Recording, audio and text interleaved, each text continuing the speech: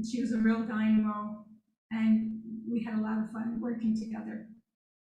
Their interests, oh, by the way, they both have an interest in history, and that interest has led them to complete 2 community projects, both of which were entirely volunteer, nonprofit endeavors. Tom St. Amand is the co-author of the Sarnia Streets Project, which provides the history and origin of Sarnia. There are 740 street names, and this is really interesting to get into. Tom Slater is the author of the Sarnia War Remembrance Project that provides biographies on the 302 fallen soldiers from the Sarnia area. Currently, they're working on a book together. Again, a volunteer effort, hoping to release it a year from now. It is entitled Valour Remembered. In it, the authors delve into the lives of 30 veteran and fallen soldiers from Sarnia, Port Edward, Forest, Corunna, and various places around the area. So I invite the 2 Toms to step forward and share with us what they have. Now, I believe they'll be sitting at the table here. Is everything set up for how you're going to present?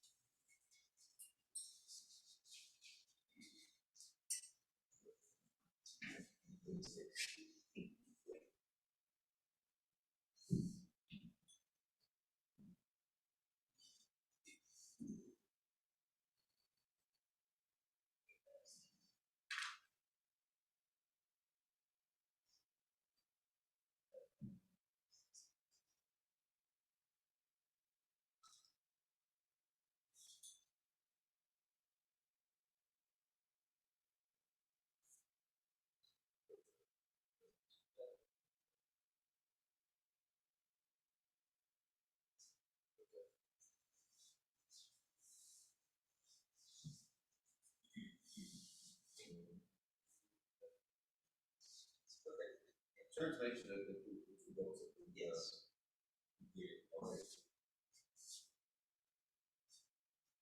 Thanks very much for having us this morning. It's a pleasure to be here and speak with you. And Sharon has mentioned this book, Valour Remembered. We hope to have it out a year from now, certainly in time for Remembrance Day. And how it started is that I guess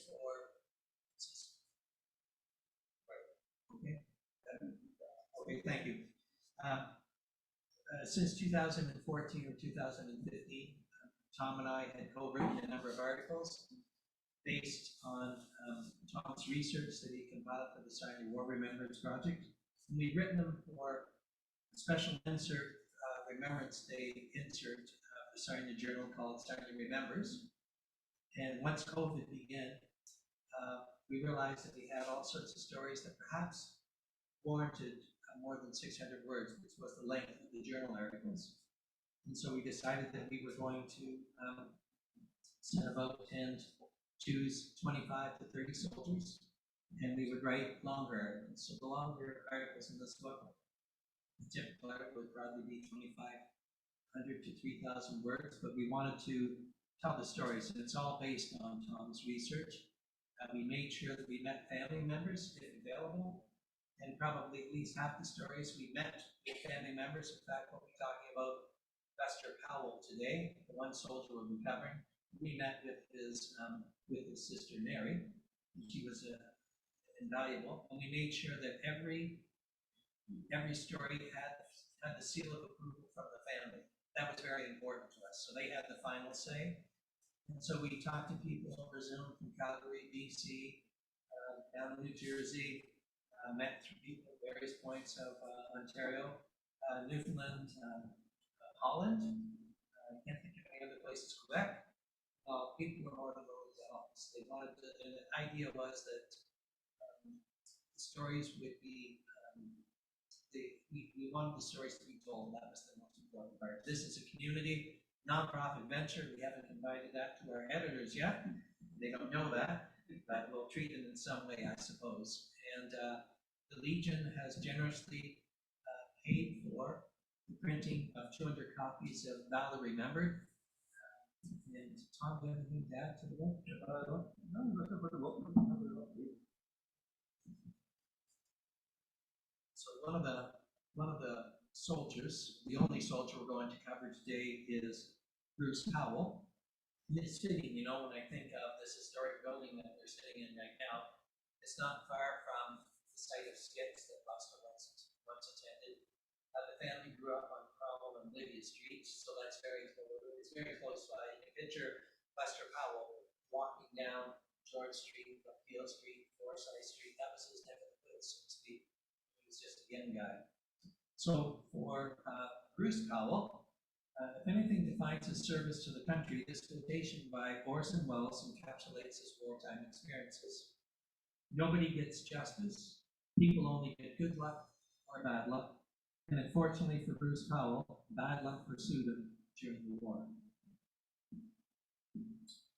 There is Stephen Bruce Powell. He was known as Buster to his family and friends. He grew up on Cromwell and Lydia Streets. He had a normal childhood, loving family around him. He was educated in Sarnia Elementary School close by here, including Sarnia Collegiate. He was a good athlete. He kept himself very busy at school and away from school. He was a member of the Servers Club at St. George's Anglican Church, and he helped there with a lot of the young people involved in the church. 2 years before this photo was taken, when he was 15 years old, he wanted to enlist in the Navy. So he's 15 years old trying to get into the Navy. His father was a veteran of the First World War, and his father knew the MPP. Ross Ray. So Buster's father had the MP write a letter supporting Buster's application to get into the Navy at 15 years old. That application was turned down, so Buster had to wait until he turned 17 and joined the war 4 months before the war actually started. There was Buster with his family. His parents, Ernie and Cora, are on the back there. His 4 younger siblings, middle and front, and his grandfather is on the left there.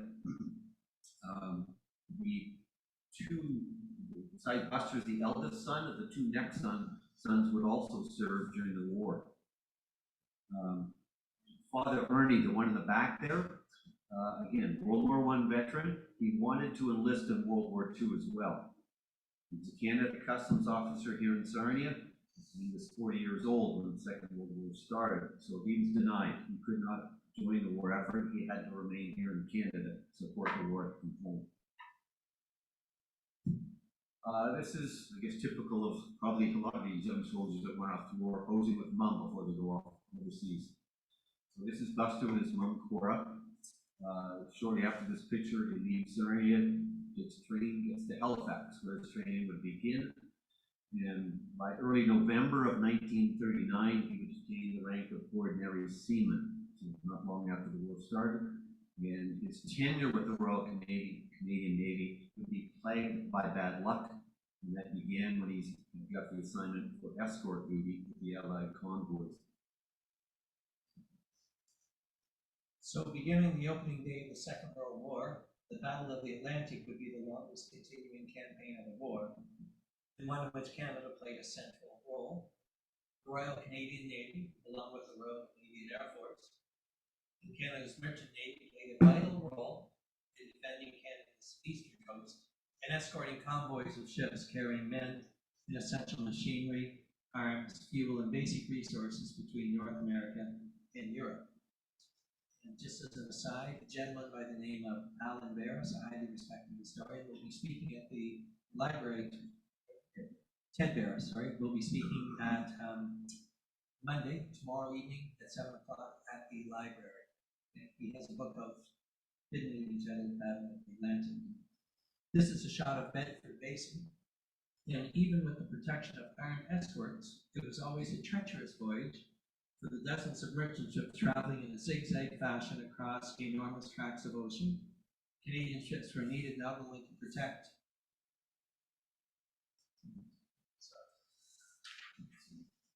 British shores against a possible invasion, but also to keep the vital supply routes open to the British Isles. And this map depicts the enormous tracts of ocean of the Atlantic campaign. You have the Canadian ports such as Sydney and Halifax and St. John's, and it was the only World War II campaign fought in Canadian territory as German U-boats entered our waters, including the St. Lawrence River. You can see that the eastern terminus here is Londonderry or Derry. Early in the war in the mid-Atlantic, ships didn't have air cover. This was known as the Black Pit, and it was absolutely brutal work. Captains had to maneuver in crowded ranks without lights. Wireless or navigational aids were not used. They used haphazard communication, really. They had the constant risk of fierce attacks by German U-boats or air attack. They had the dangers of collision, underwater mines, rough water, and the hazardous weather, fogs and gales and the ice conditions of the North Atlantic. In January of 1940, Lusher became a member of the crew of the HMCS Fraser.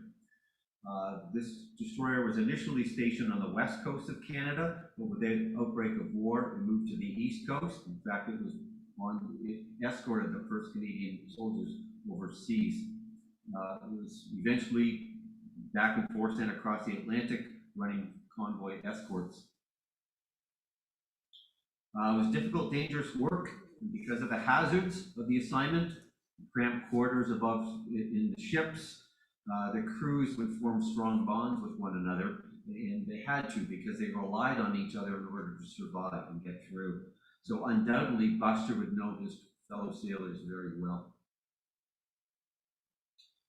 After arriving in England in June of 1940, the Fraser served as convoy escort, escorting merchant ships as well as protecting troop ships carrying Canadian soldiers to the United Kingdom. And of course, the threat of air attacks and German wolf packs was a constant threat. In June of 1940, Buster's streak of unfortunate luck began. The HMCS Fraser, as well as another Canadian destroyer, the Restigouche, and a British cruiser, the Calcutta, they proceeded together in company to Bordeaux, France, which is close to the Spanish border, and they were sent there to rescue approximately 4,000 refugees, including some dignitaries, trapped there by German forces. Now, considering the expanse of the Atlantic Ocean and the distance that separated the ships on convoy, it's hard to believe the ships could actually collide with one another. But maritime collisions in wartime were far more common. And Tom's also already mentioned some of the hazards that they were going, traveling at night, stormy seas, navigation, lights out. So all these accidents occurred for a variety of reasons, and all of them have become evident in what happened to the Fraser. So if you just picture the three ships, the Restigouche, the Calcutta, and the Fraser, they're traveling at high speed. They're on high alert for ships by attacks by U-boats or the Luftwaffe at any time.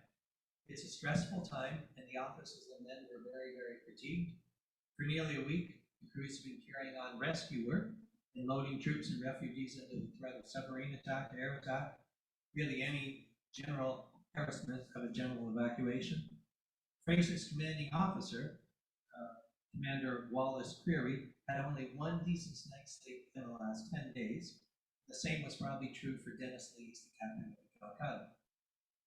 So the Fraser is on the starboard bow, the right bow of the Calcutta, and it's 1.5 miles to the right of it, to the starboard of it. The Restigouche was on the Calcutta's port quarter, 1.5 miles west of her. So you figure you've got a 3-mile expanse between or among the three ships. And at 10:30 at night, facing rough seas and poor visibility, the Calcutta signaled for a single line ahead. In Creary, the Fraser's captain, ordered to turn to port to bring the ship behind the Calcutta.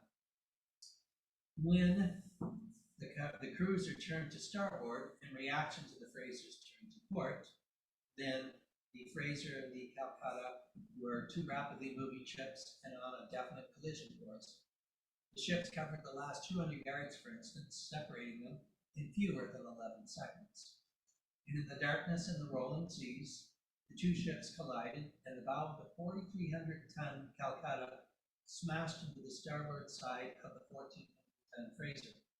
She cut through the center line of the destroyer and stopped inside the crest wheelhouse. The Fraser's bow broke clean off at the forecastle and floated away, bottom up. The destroyer was cut into 3 pieces, with her entire bridge lifted onto the Calcutta's bow. The rescue efforts of the crews of the HMS Restigouche and the Calcutta, as well as those of the officers and men aboard the Fraser, saved many. However, 45 sailors of the Fraser crew and 19 crewmates of the Calcutta perished in the collision. Buster Powell survived this incident. After the sinking of the Fraser, Buster had another close call just 10 weeks later. On September 6, 1940, Buster and many of his crewmates from the Fraser were transferred to this ship, the Marguerite. And this newly commissioned Canadian destroyer was being refitted at the Albert Docks in London. The very next day, after being moved to the Marguerite, the very next day, the Germans began their systematic Blitz campaign, the Luftwaffe's daytime, nighttime bombing of targets in Britain. And shipyard crews at the docks continued to work despite the heavy enemy air raids on London. But on September 17th, the Luftwaffe targeted the Albert Docks, and on that Tuesday, bombers dropped a series of incendiary bombs, and one of the targets they hit was the Marguerite. The Marguerite, the destroyer, was salvageable, but a number of the crew members on board were killed. Not Buster Powell, though. He had escaped death a second time. 1 month later, October 20th, 1940, the Marguerite left Derry in Northern Ireland as the sole escort for 5 merchant ships bound for Halifax. The 5-ship convoy was disposed in 2 columns. This ship, the port ferry, and another merchant ship were on the port side, and the 3 other merchant ships were on the starboard side. And they were traveling at 14 knots, which that speed is comparatively fast. And so for that reason, the ships weren't zigzagging like they normally would. On the evening of Monday, October 21st, the Marguerite was 2.5 kilometers ahead of the other 5 ships on the port column, and the weather started to deteriorate. They were approximately 750 kilometers northwest of Ireland in the North Atlantic. And the Marguerite was steaming ahead without lights in a submarine zone. And of course, by midnight, pitch black, rough squalls, poor visibility, Marguerite and the convoy lost track of each other. At 1 a.m. on October 22nd, in those conditions, pitch black, stormy seas, the Marguerite veered to port, and she suddenly appeared right in front of the port ferry's bow, too close for the freighter to avoid her. And so within seconds, the port ferry collided with the Marguerite. And you see the size difference between the 2 ships. The Marguerite didn't stand a chance. The port ferry's bow crashed into the Marguerite right at the bridge with devastating results. She cut the Marguerite in half, and the entire bow section of the destroyer was sheared off and sank instantly, killing everyone in the forward section. By dawn, the Marguerite was still afloat, the stern of it, despite attempts of the port ferry. It had a little 4-inch gun that was firing shells at it, trying to sink what was left of the Marguerite, with no success. So what was left of the Marguerite wreck was last seen adrift, sinking slowly by the stern. And the details of the collision will always remain a mystery, because all the officers aboard the Marguerite who were issuing orders were gathered in the bow section of the ship, and they all perished. In total, 142 men died aboard the Marguerite. 86 of them were crew members from the Fraser. Buster Powell's luck had run out. He was one of the crew members lost in the Marguerite. This is a picture of Marion Holden, Buster's younger sister. She is 6 years old in that picture. And she remembers the day in early November 1940 when her mother received a telegram of her home on Lydia Street. She was outside playing with her friends on the street and in the front yards. And as soon as the children saw a telegram courier on a bicycle riding down their street, they stopped playing and waited to see at what house the messenger would stop. They knew that receiving a telegram wasn't good news. That distinctive cream-colored envelope, they knew that it was serious if you received one of these. Months earlier, Mary remembers that her parents had received a telegram notifying them of the Fraser's collision at sea and Buster's close call, but this was different. When Mary saw the messenger get off his bike and climb the front steps to her house, her friends remained quiet, and then they just slowly dispersed. So it's just Mary staring at the front porch, wondering what she should do. So eventually, minutes later, she went inside. She entered her house and she found her mother clutching the telegram and collapsing tears, sitting inconsolably in a living room chair. This happened more than 8 decades ago, but Mary has never forgotten today. A week later, Ernie and Cora received this letter. Dear sir, it is with deep regret that I must confirm the telegram sent out by the Minister of National Defense reporting that your son, Stephen Bruce Powell, ordinary seaman, was missing, believed killed. Although the official casualty list cited him as ordinary seaman, Buster had received his able seaman papers while on the Fraser, but these records were lost with that ship. Able-bodied seaman Bruce Buster Powell was Sarnia's first casualty of the Second World War. 1 month after Buster's death, a memorial service was held at St. George's Anglican Church, where he had been active in the organizations for the young people in the church. The Powells coped as best they could with their loss. However, 2 incidents within days and weeks of Buster's death tested their mettle. Only days after they were notified of Buster's death, they received letters from Buster that he had mailed in mid-October, just days before the tragedy. And in those letters, he stated how he hoped he'd be home very soon, and certainly in time for Christmas to spend time with his family. And the second incident might even have been more jarring to them. Buster had been killed in action 2 months earlier, and just before Christmas, Ernie and Cora went out to a local movie theater in an attempt to distract themselves from Buster's death, to lighten their spirits, to forget about the tragedy if they possibly could.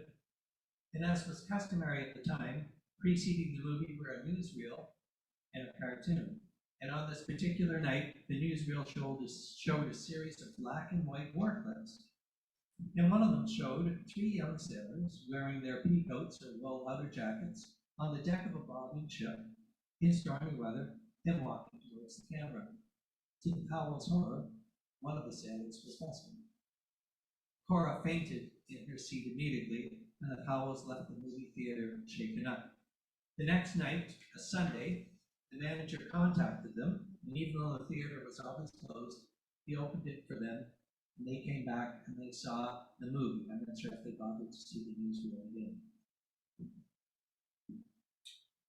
Now, Ernie and Cora rarely mentioned Buster again after that, but they did grieve for his loss in their own separate ways. Ernie was the stiff upper lip approach. During the war, on Sunday nights at the Imperial Theater, he led sing-songs to help raise money for the war effort. He also went to schools to speak to the children about the war. And every Sunday closest to Remembrance Day at Canon Davis Church, he read the list of soldiers who had been killed in action. One of those, of course, his own son. For Cora during the war, she was active, particularly with the local Navy Mothers Auxiliary and the local Red Cross. She knitted afghans and squares of cloth for the inside of soldiers' helmets. She wrapped up bandages for the Red Cross, collected milkweed pods, the silk of which was used to stuff into life vests and provide insulation in flight suits. Ernie and Cora also billeted out-of-town sailors in their home, who were in town to build subchasers at Macraft. In April of 1945, so 4.5 years after the tragedy, Powell's received a war service gratuity of just over $196 to pay for the loss of their son and their kittens compared to the loss of the child. Just because Cora rarely spoke of Buster, she did her best to keep him alive to her. After the war, she spent hundreds of hours compiling a detailed scrapbook of Buster's life. And among the photographs, letters, and newspaper clippings was the Memorial Cross, or Silver Cross, she received in 1941, engraved with Buster's name, rank, and service number. Cora passed away at the age of 77 in 1978 in Sarnia, and Mary said that the enduring image of her mother, even decades after the war ended, was sitting in a chair in the living room, watching the front door, and hoping that Buster would someday somehow return to Sarnia and walk through the front door. She held on to that hope until the day that she died. Buster Powell was just 18 years old when he was killed and lost at sea, no known grave. And so his name is inscribed not only in Sarnia Cenotaph, but on the Halifax Memorial in Nova Scotia. And there's at least 14 other Sarnia men that have their name inscribed on this memorial, those without a grave, lost at sea. That's it. Does anyone have any questions at all on Buster? Or... His story is told in Valour Remembered. That's one of these very... Yes, Mike? You were explaining that the merchant ship was trying to sink the remaining part of the escort ship. Just repeat. Yeah. Why were they trying to sink it? It would be, they don't want to get anything to the enemy. In case a sub or something, there could be something on board the stern of the ship that would be deemed valuable to the enemy. In the same way, actually, one of the things I always found interesting is when these parents got these notifications about you lost your son and so on, they were also informed, don't tell anybody about it. They were, well, tell family members, but don't go to the newspapers. And that was common with airmen and Navy people, because that was potentially information that would get back to the enemy.